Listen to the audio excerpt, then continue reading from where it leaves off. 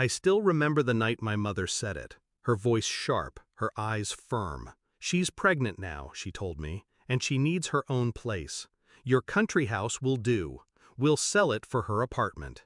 I sat at the table, silent.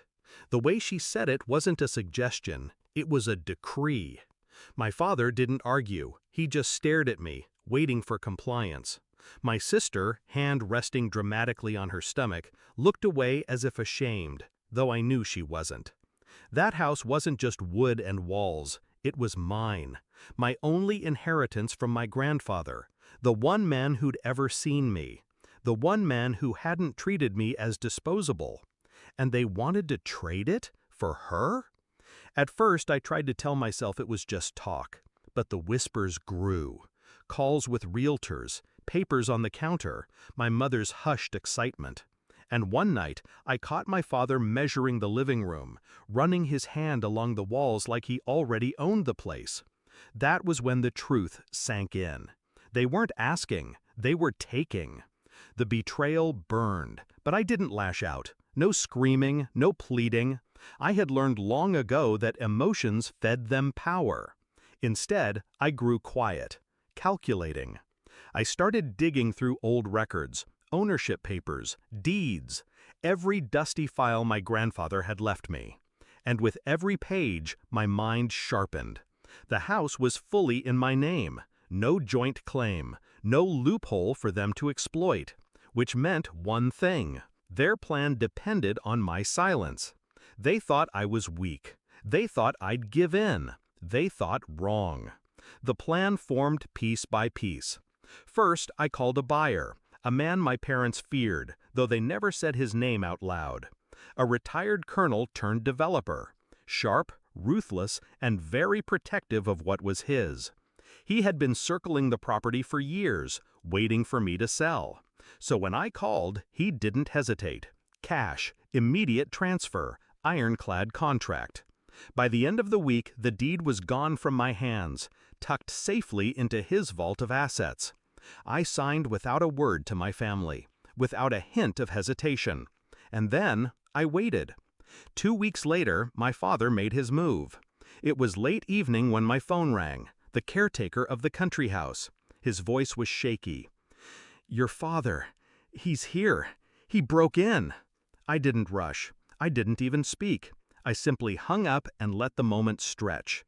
Minutes later, another call, this time from the colonel's man. Cold, calm.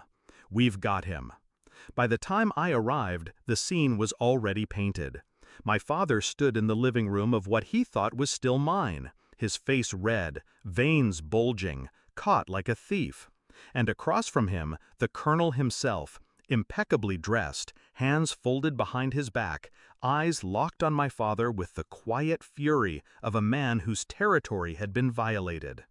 The silence was suffocating. Finally, the colonel spoke.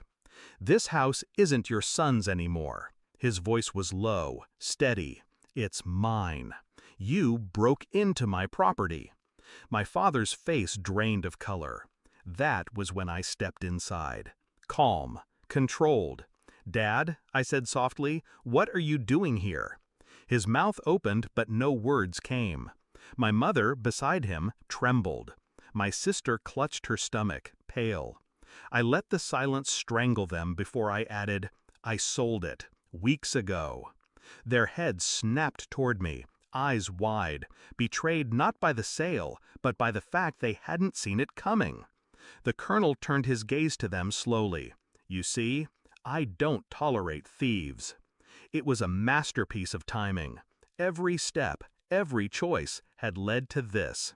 My parents, once so sure they controlled me, now standing small in front of a man who had no mercy for liars. The colonel didn't press charges, not yet. He didn't need to. The threat was enough. His presence was enough. My parents left that night shaken, stripped of their illusion of power. And me? I stood in the shadows, watching the empire they tried to build on my inheritance crumble in their hands. Afterward, they avoided the subject of the house.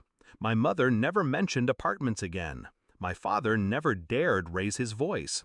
My sister, for once, stopped looking at me as if I owed her the world. They finally understood. I wasn't their pawn. I was the one moving the pieces. Now, when I think back, I don't feel guilt. I don't feel pity. I feel free. Because sometimes revenge isn't loud. It isn't violent. It's silent, calculated, precise.